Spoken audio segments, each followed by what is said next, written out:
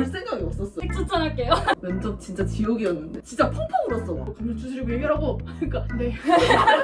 그래가지고 네. 안녕하세요. 오늘은 영화과 현역 친구들을 데리고 왔습니다. 자, 자기소개. 저는 19학번 영화과 김채리입니다. 저도 19학번 영화과 한지민입니다.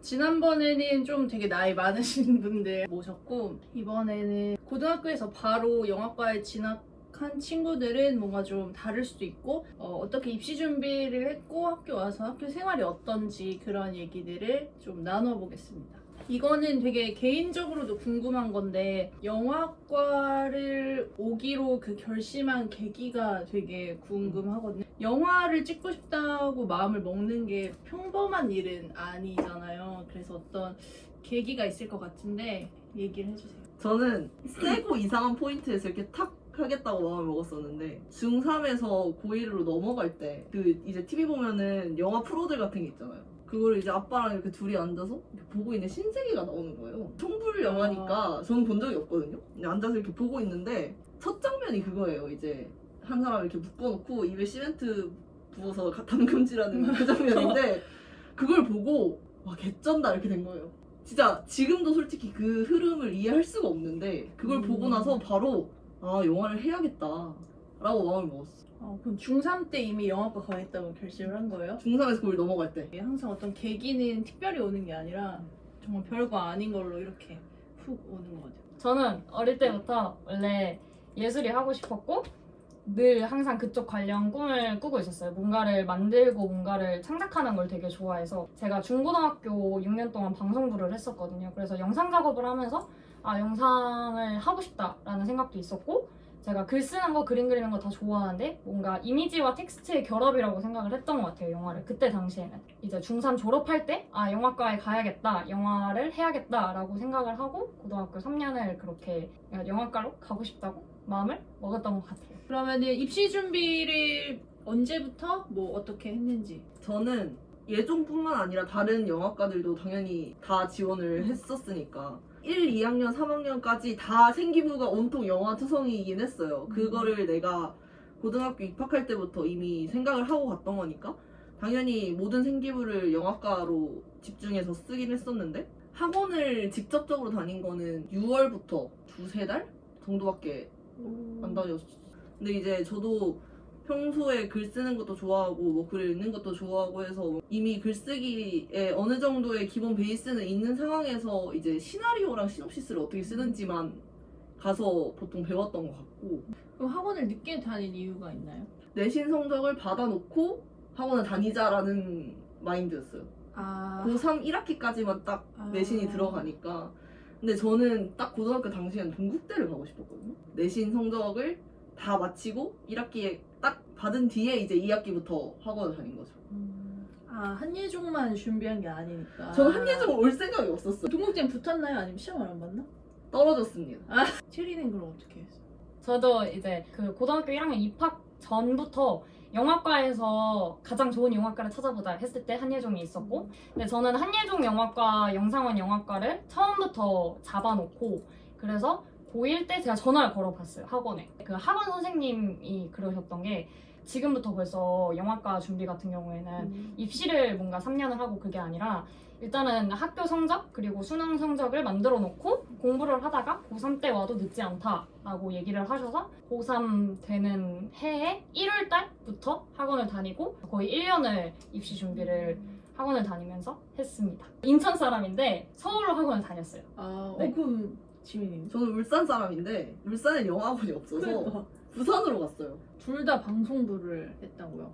방송부장. 나 방송 차장이었긴 한데 입시하면서 좀 도움이 됐던 꿀팁들을 얘기를 했었는데 현역의 입장에서 조금 도움이 됐던 거. 일단은 공부를 잘하면 넣을 수 있는 학교 그리고 붙을 수 있는 학교가 더 많아지다 보니까 일단은 내신 위주로 수능 위주로 하는 공부를 무조건 챙겨놔야 된다고 저도 생각을 하고요. 영화와 관련해서 이제 제가 따로 이제 2년 동안 준비를 했던 거는 일단 영화도 당연히 많이 봤지만 이제 영화는 감독별로 취향별로 자기 취향을 만들면서 이제 자기가 좋아하는 뭐 사조라던가 아니면은 그런 영화 분류들을 나눠서 영화를 많이 봤던 것 같고 장르별로 책을 많이 읽는 게 정말 좋아요. 왜냐하면은 입시랑 그러니까 어쨌든 영화를 찍어서 입시를 하는 게 아니라 입시 때는 글을 쓰는 거다 보니까 글을 잘 쓰기 위한 훈련을 미리 해놓는 게 좋은데 저 같은 경우에는 희곡을 좋아해서 희곡도 많이 읽었는데 그것도 도움이 됐고 단편 소설을 정말 많이 읽었어요. 단편 막 그냥 제가 좋아하는 작가들의 단편집들을 많이 찾아서 읽었던 것 같아요. 아무래도 짧은 압축적인 이야기를 쓰는 게 시험이다 보니까 그래서 책을 많이 읽는 거 추천드립니다. 그러네, 우리가 입시할 때 긴 글을 사실 쓰는 게 아니라 짧은 임팩트 있는 글을 쓰니까 오히려 단편 소설 이런 게 진짜 더 좋을 수도 있고. 책 추천할게요. 저한테 도움이 정말 많이 되었던 책 두 권인데 하나는 그 희곡 작가 안톤 체호프의 단편집이 있어요. 그래서 안톤 체호프의 단편집을 되게 많이 읽고 되게 짧고 이런데 한 번에 임팩트를 빡 주는 소설들이 되게 많단 말이에요. 그래서 그거랑 하나는 레이먼드 카버의 대성당이라고 번역도 되게 좋고 단편 소설 하나하나마다 그런 사람의 이야기를 다루는 거에 있어서도 되게 좋아서 저는 그 두 권을 매번 읽었습니다. 지민이는 거의 혼자 하고 그죠. 학원을 몇 달만 다닌 거니까 우리 좀 혼자 준비했을 때 도움이 많이 됐다고 느껴지는 것. 저는 체리랑은 약간 반대로 이런 뭔가 소설들을 읽는 것보다 정치, 철학, 외교 약간 이런 거에 대한 이야기를 친구들이랑 되게 많이 했어요. 고등학교 때부터 지금까지 친한 친구들이 그런 거에 애초에 관심이 많은 애들이랑 되게 친하게 지내서 그런 걸 얘기를 하고 생각을 계속 하게 되잖아요. 그런 문제들이 어쨌든 간에 결국은 내 배경 지식에 대해서 시나리오에 드러날 수가 있는 문제들이고 자기를 돌아보는 그런 시간이 좀 필요한 것 같아요. 내가 왜 이걸 좋아하고 내가 이 행동을 왜 했고 그런 걸 좀 생각을 하다 보니까 심지가 굳어지는 느낌? 딱히 영화를 사랑해서 영화과에 온 건 아니기 때문에 학교에 오면 진짜 그런 사람이 많아요. 영화를 너무 사랑해서 영화라는 매체 자체가 너무 좋아서 영화과에 온 사람이 있는데 저는 약간 반대로 영화는 그냥 저에게 자기 표현의 수단 중 하나인 느낌?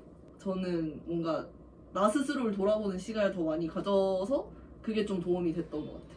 저도 영화를 왜 하냐, 연기를 왜 하냐라고 했을 때 그냥 그거는 나를 표현하는 하나의 수단이고, 그러니까 본질적으로 체리가 나는 예술을 해야겠다고 생각했듯이 나도 어렸을 때부터 난 뭔가 창작을 해야겠다고 생각을 한 것 같아요. 글을 쓰거나 뭔가 표현하고 싶다는데 그게 이제 자라면서 영상이란 게 나랑 맞고 어떤 나를 가지고 이렇게 연기하는 게 나랑 맞다는 생각이 들었고 결국 자기가 관심 있는 걸로 그걸 깊게 파고들면 되는 것 같아요. 책을 보면서 나를 찾을 수도 있고 이렇게 토론하면서 나를 찾을 수도 있고 입시하면서 힘들었던 게 있다면 어떻게 극복했는지요?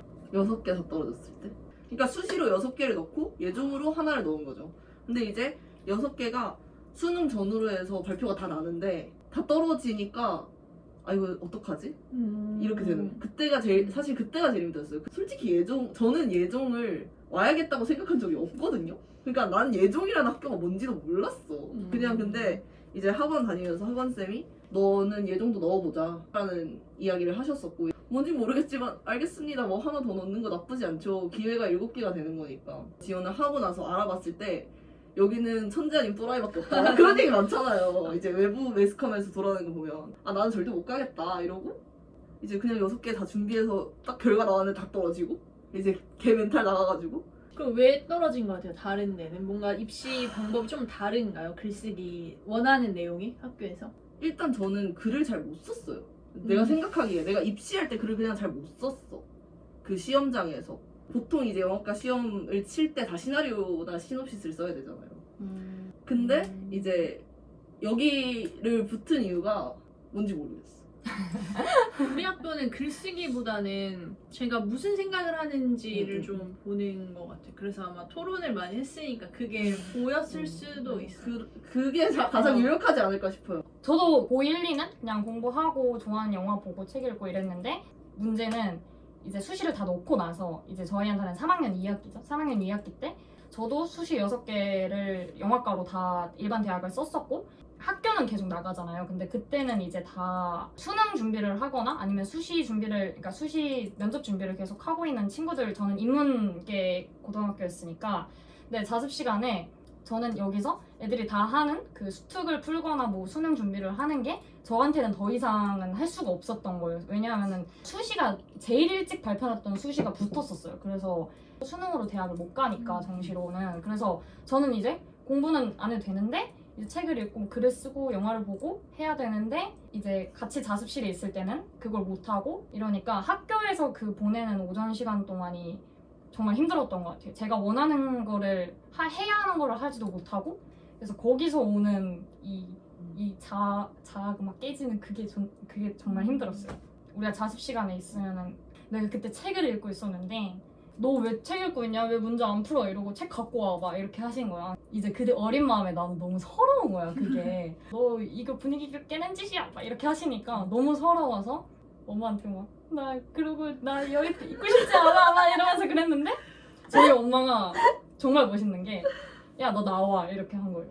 너 나와서 그냥 집에서 이제 그때가 곧 중대 시험 준비 중이었는데 중대가 제가 되게 압박이 컸었거든요. 그래가지고 너 지금 중요한 게 그건데 출석 상관없어 나와 이렇게 해서 학교를 안 갔어요. 그래서 그때 거의 막달에는 안 갔어. 영화과 압박 면접설 두 분은 어떤 질문을 받았는지 너무 궁금하네요. 저도 처음 듣는 거라서. 면접 진짜 지옥이었는데. 아 진짜. 예. 압박 면접. 저는 나오면서 울었거든요. 진짜 펑펑 울었어 막. 그러니까 저는 울산에서 왔으니까 모든 게 다 무서워. 막 서울에 온 것도 무섭고 처음 딱 면접을 들어갈 때 내가 이거를 면접까지 보고 있나? 이게 무슨 일이지? 약간 이런 마음이 일단 제일 컸어요. 아까도 얘기했듯이 뭔가 예정에 올 수 있다는 생각 자체를 안 했으니까. 이제 들어가서 이렇게 앉았는데 제가 나온 고등학교가 약사고등학교거든요. 이름이 약사예요. 뭐 약사고등학교, 뭐 약사를 배출하는 학교인가? 껄껄껄껄 막 이렇게 하셨어요. 홍주쌤이. 그렇게 한 번 딱 웃고 나니까 진짜 면접이 시작했는데 정확한 질문 같은 게 생각나는 게 아니라 분위기가 생각이 나는데 막 자소서 질문, 내신, 뭐 저 이걸 찍었습니다 이러면은 뭐 왜 찍었나? 이 시놉시스 왜 썼나? 2차 글쓰기 그런 거 막 물어보는데 제일 문제는 그러니까 질문을 했어요. 대답을 어느 정도 학원에서 준비를 시킨단 말이에요. 그러면 이제 내가 준비한 질문에 대한 대답이 있으니까 어떤 질문이 와도 내가 준비한 대답에 살짝 엮어서 가려는 게 있어요. 나를 PR을 해야 되니까. 근데 자꾸 내가 대답을 하고 있는데 중간에 말을 끊는 거야. 진짜 농담 안 하고 딱 그 질문부터 끝날 때까지 내 대답을 한 번도 다 들은 적이 없어. 질문하고 대답하고 있다가 알겠네 이러고 다음 질문하고 또 대답하고 있는데 또 끊고 다음 질문하고 이러니까 이제 멘탈 터지는 거죠.